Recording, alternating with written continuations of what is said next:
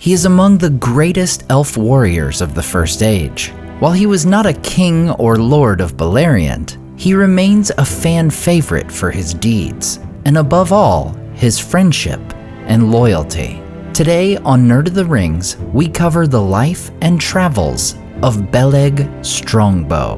While we don't know when Beleg was born, we know that he is among the Sindar of Doriath. He first enters the tales of Middle-earth as an elf in the service of King Thingol, serving as a captain of the March Wardens. The March Wardens, whose chief was Mablung, were tasked with guarding the borders of Doriath. Beleg was typically stationed on Doriath's northern borders, in the area near Brethil, Dimbar, and Nan Dungortheb. Beleg is known as a great archer and overall warrior. He carries a black yew-wood bow named Belthronding. Beleg's well-known honorific name, Cúthalion, or Strongbow, comes from his wielding of this great bow. Along with the bow, Beleg carries another rare item, an arrow that is named. While not possessing any magical properties, Dailir was always found unharmed by Beleg after being shot. The name Dailir means cleaver. Being among the greatest of Thingol's captains, Mablung and Beleg often travel together when they leave Doriath. One such documented occasion comes in the year 20 of the First Age, for the Mereth Aderthad, a feast held by the High King Fingolfin near the pools of Ivrin. This feast of reuniting is held to reunite all the divided elves in their common cause of standing against Morgoth. Not only would the gathering include Fingolfin's own Noldor, and Beleg, Mablung, and Daeron from among the Sindar of Doriath, but also the Feanorians, led by Maedhros and Maglor from the east, elves from the Havens led by Círdan, and green elves from Osiriant. This meeting is successful in uniting the elves of Beleriand, and just 40 years later, they would win a great victory over Morgoth, resulting in a 400-year peace during the siege of Angband. However, the peace would come to an end, and Beleg's life would be plunged into decades of conflict. In 466 of the First Age, Beleg would join King Thingol, Mablung, Beren, and Huan the Hound in hunting the werewolf Carcharoth. With the company, they would find Carcharoth, and the wolf would be killed, and the Silmaril recovered. However, both Beren and Huan would be killed in the deed. 6 years later, Beleg and Mablung would be the only two elves from Doriath to join the Union of Maedhros in the Battle of Unnumbered Tears. For Thingol had sworn to never fight alongside the Sons of Feanor, due to Celegorm and Curufin's attempted kidnapping of his daughter Luthien. Still, Beleg and Mablung did not wish to remain behind, and go alone to join the elves and men in their fight against Morgoth. As we know, the Battle of Unnumbered Tears would be a devastating defeat for the Free Peoples, though both Mablung and Beleg would survive and return to Doriath.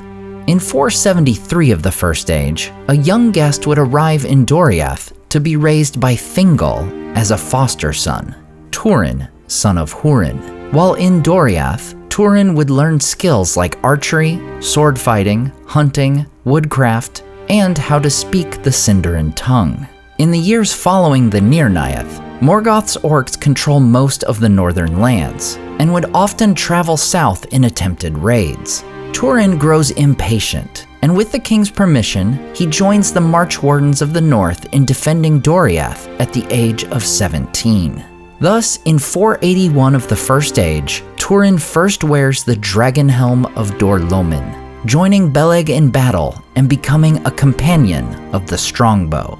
Beleg would be the greatest friend of Túrin Turambar, leading to his entanglement in the curse Morgoth had set upon the family of Huan. The two come to be known as great warriors among the soldiers of Doriath, with the Strongbow and the Dragon Helm renowned throughout the land as they are stationed in Dimbar and fight the orcs of Morgoth. However, when Túrin returned to Menegroth for a respite in 484, he inadvertently kills an elf who had tormented him. In the confusion that follows, Túrin flees Doriath, rather than await the judgment of the king. Later that same year, Beleg returns to Menegroth to find that Turin has fled into exile. Though in the meantime, the king, having discovered the truth of the situation, had pardoned Turin of any wrongdoing. Thingol gives Beleg permission to search for Turin and deliver news of his pardon. Beleg follows Turin into exile. 2 years later, Beleg finds the Garwaith, or Wolfmen, the outlaws with whom Turin now traveled and led. However, Turin is not with the men when Beleg arrives, and they mistake him for a spy and torture him. Upon Turin's return, Beleg is set free, and he is able to finally deliver the news that Turin has been pardoned by the king, urging his friend to return. But in the pride of his heart, Turin refused the pardon of the king, and the words of Beleg were of no avail to change his mood. And he, for his part, urged Beleg to remain with him in the lands west of Sirion. But that Beleg would not do, and he said, "Hard you are, Turin, and stubborn. Now the turn is mine. If you wish indeed to have the strongbow beside you, look for me in Dimbar, for thither I shall return." On the next day, Beleg set out, and Turin went with him, a bowshot from the camp. But he said nothing. "Is it farewell then, son of Hurin?" said Beleg. Then Turin looked out westward, and he saw far off the great height of Aman-Ruth, and unwitting of what lay before him, he answered, "You have said seek me in Dimbar, but I say seek for me on Aman-Ruth, else this is our last farewell." Then they parted, in friendship, yet in sadness. Beleg returns to Thingol, giving him news of Turin and the outlaws who had captured him. Dismayed at Turin's refusal to return, Thingol is at a loss for what to do, when Beleg asks, "Give me leave, lord," said Beleg, "and I will guard him and guide him as I may. Then no man shall say that elven words are lightly spoken, nor would I wish to see so great a good run to nothing in the wild." Then Thingol gave Beleg leave to do as he would, and he said, "Beleg Cúthalion, for many deeds you have earned my thanks, but not the least is the finding of my foster son. At this parting ask for any gift, and I will not deny you."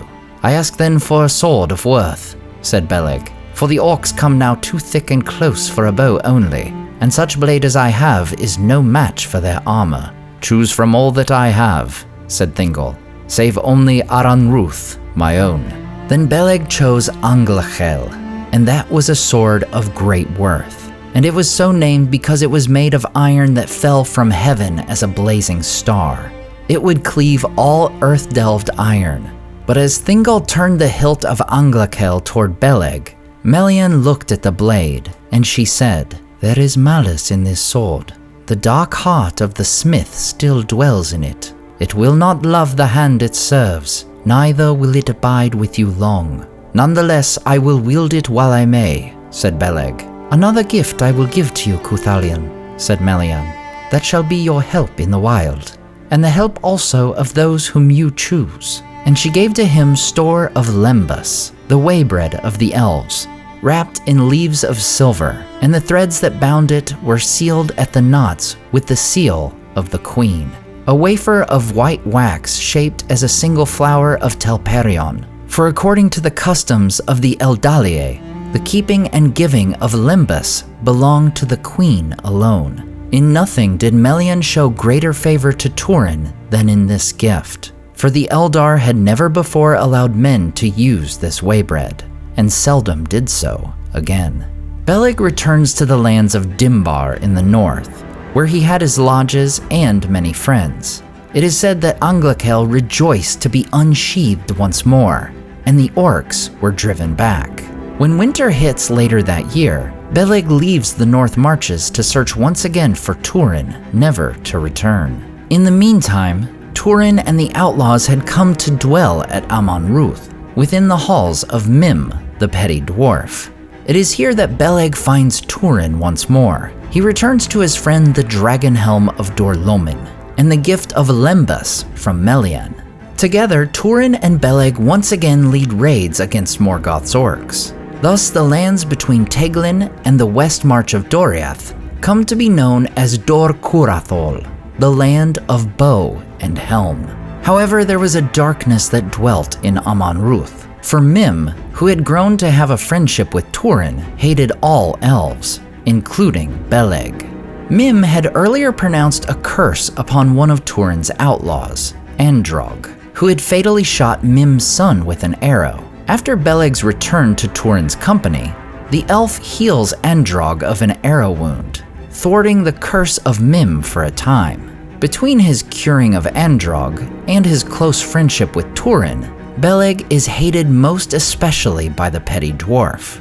One day, Mim is captured by orcs, and in order to save his life, he betrays the location of the outlaws. His only requests are that Turin should not be slain, and that Beleg would be left for him to kill.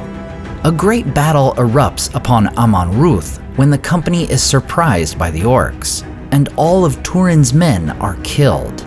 He is taken prisoner, and Beleg is bound and left for Mim to kill. However, Androg was not yet slain, though he was mortally wounded. He seizes a sword, thrusting it at the dwarf. Mim shrieks in fear and runs away. With his last effort, Androg cuts through Beleg's bonds, saying his hurts are too deep even for Beleg's healing. After allowing his wounds to heal, Beleg follows the orcs to Tar Nufuin. Along the way, he discovers Gwyndor, an elf from Nargothrond who had been in Morgoth's captivity since the Nirnaeth Arnoediad. Gwyndor had escaped his thraldom and was attempting to find his way home. Gwyndor had seen the orc company which held Turin prisoner, and with the elf's help, Beleg finds their camp at night. One by one, the Strongbow shoots the wolves guarding the camp, and Beleg sneaks in and rescues an unconscious Turin during a thunderstorm. Turin had been subject to torture at the hands of the orcs, and his mind was clouded from weariness and torment. As Beleg carries Turin away from the camp, he falls, and his arrow Dailir is broken. Finally away from the orcs, Beleg makes to cut Turin from his bonds. Beleg drew his sword Anglakel, and with it he cut the fetters that bound Turin. But fate was that day more strong, for the blade of Eol the Dark Elf slipped in his hand and pricked Turin's foot. Then Turin was roused into a sudden wakefulness of rage and fear, and seeing a form bending over him in the gloom, with a naked blade in hand, he leapt up with a great cry, believing that orcs were come again to torment him. And grappling with him in the darkness, he seized Anglakel and slew Beleg Cúthalion, thinking him a foe. But as he stood, finding himself free and ready to sell his life dearly against imagined foes, there came a great flash of lightning above them, and in its light he looked down on Beleg's face. Then Turin stood stone still and silent, staring on that dreadful death, knowing what he had done. Thus the life of Beleg Cúthalion comes to an end in 489 in Tar Nufuin. Turin and Gwyndor bury Beleg, along with his bow, Belthronding. Gwyndor takes the blade, Anglakel, deeming it better to be used for vengeance against Morgoth than rotting within the earth. Turin would eventually wield this blade himself, though it would need to be reforged, for it had turned black and blunt when it spilled its master's blood. Turin is frozen in a state of shock, but allows himself to be led by Gwyndor to the pools of Ivrin. There he drinks from its pure waters and is healed. Upon coming to his senses, he weeps, mourning for Beleg. He composes a lament in memory of his friend, Lair Cu Beleg, Song of the Great Bow. Turin would sing the song aloud, regardless of his peril, remembering the life of his greatest friend. As always, I want to say a huge thank you to all my Patreon and YouTube supporters who make this channel possible. Tom DeBombadil 19, Lissamy the Cinda, Rabbi Rob Thomas, Charles Leisure, CCDC Red Team, Joe Tepper, The Mighty Mim, Leo Vittori, Sky Carcass, Slide Belts, Dane Ragnarsson, Berto Berg, Graham Derricott, The Dark-Haired One, Wyland, Micah Wu, and Debbie. If you enjoyed the artwork in this video, check out the artists in the description to purchase prints of their great work for yourself. Thanks so much for watching, and we'll see you next time on Nerd of the Rings.